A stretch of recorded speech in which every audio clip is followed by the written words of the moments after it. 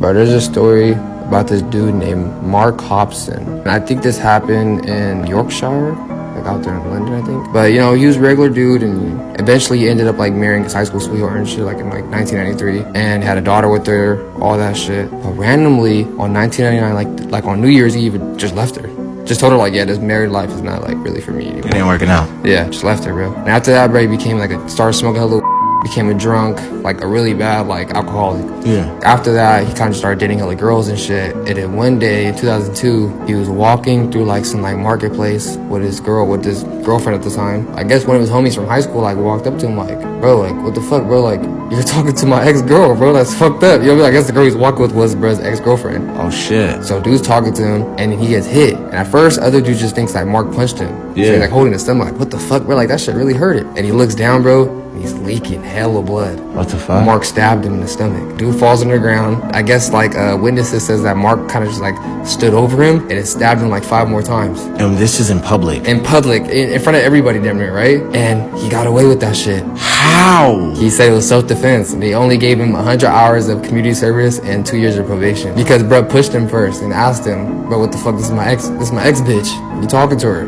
What? And Mark stabbed his ass. But that's how he is. So he gets away with that, right? Yeah. And then around 2004, he starts dating this girl named Claire Sanders. And I don't know if this is the same girl that he was walking with in 2002 or if it's a whole new girl, right? But this girl, bro, like, them two together were not good at all, bro. Like, they were both alcoholics, drinking all the time, like, beating each other shit. Like, I guess, like, Claire would sometimes hit him with, like, a pool cue. What the hell? It got to the point where Mark gave her a nickname 8 Ball because of how much bruises he would leave her. What the fuck? So, you know, and like, Claire's family are kind of like, you know, like, when y'all was sober together, y'all was cool, but like now it's like it's just getting crazy. She's getting out of hand, yeah. Right? Claire even had she had a twin sister named Diane. Sometimes Mark would tell his coworkers, like, man, I fucking picked the wrong twin. Say shit like that. On July 10th, 2004, I guess Mark and Claire went out to drink and they got like completely fucked up at the bar and shit. And like people seen them and then like getting hella drunk. And I guess at that time they were low key on a break because Claire was kind of getting like tired of his shit, like hitting her all the fucking time. You know, they're hella drunk and they eventually go home. People seen him leaving.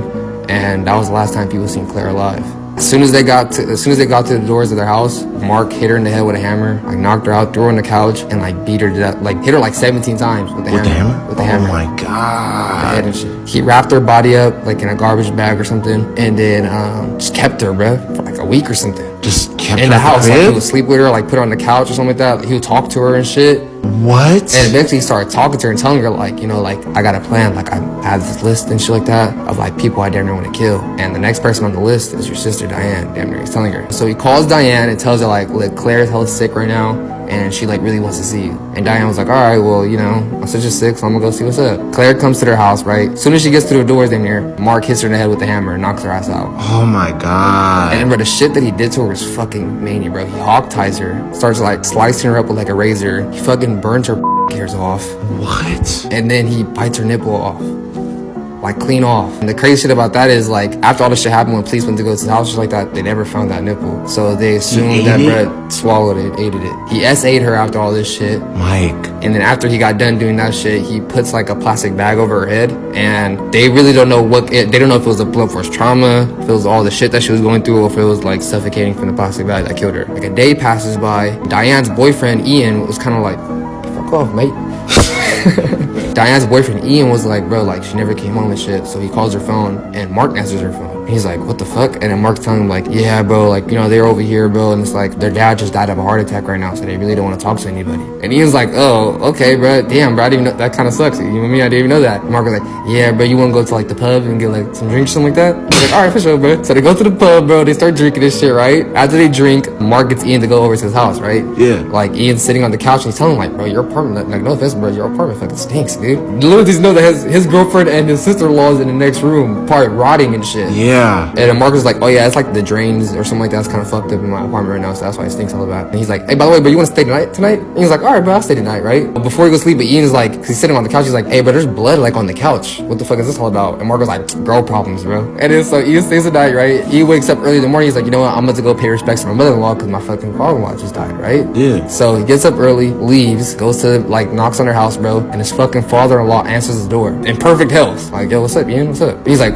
what the fuck, bro? Like, Mark Mark just told me that you died, bro. That's why I can't find Diane and their other sister and shit. And he's like, and their dad was like, yo, what the fuck, bro? We should go See what's up. Yeah, so they go and check it out, bro. They go back to his house, bro, and they find Claire and Diane dead in their house. No Mark, though. Mark is gone. Yeah. So they're like, what the fuck, bro? So they call police, all this shit. At this time, Mark called his mom, was like, Mom, you're not gonna believe this, but the twins got into a car accident and I need a ride to the hospital. So their mom was like, all right, for sure, I got you. So Mark's mom gives him a ride to the hospital, right? At this time, the police are like at his house and shit like that. Looking for him. And they find a list of like shit to buy to like hide the bodies and shit. And they find a list of people they wants to kill. They have the twin sisters on it, their parents, and bruh's ex-wife. Holy shit. Yeah, bro. And then I guess he gets to the hospital and he books it to like a nearby like house and shit like that, robs the house, stays the night there. Yeah. And the next morning he leaves and he goes into these random couple's house, bro. They're like 80 years old, bro. And he beats them to death with dude's walking cane. Oh, fuck. And then he goes to like the wife, the old man's wife. He fucking stabs her with a knife. And she's like on the ground. He stabs her to the back like so hard that like the knife went straight through her and like broke when it hit the ground. And then he dips off, runs into the woods and shit. This town is hella like small, so word gets around all this shit that's happening. Bruh stays inside like the forest for like 8 days until eventually he got thirsty, came out, went to a gas station. People recognize him like, bro, you're the dude that killed like 4 people like last week. What they're the fuck? looking for you, bro. Yeah, they're looking for your ass. So they call the police. Police get there, arrest his ass, bro. And I think he got sentenced like 4 life sentences. And when he got caught, he said he was like, oh, I was on a 5-day binge of like and like all these types of crazy ass shit. That's the reason why I did it. What the fuck, bro? That's fucking crazy. And his ex-wife was saying like, yeah, like when we're together, he never drank and shit like that. But like afterwards, like after he drank, cause they had a kid together, so he would still come in and see the kid and shit like that. They're like, whenever we tried to talk to him or anything like that, it was like looking at a zombie. Like he looked so dead inside when he was all fucked up. That's fucking sad, bro. Wow. Cuddy was already gone.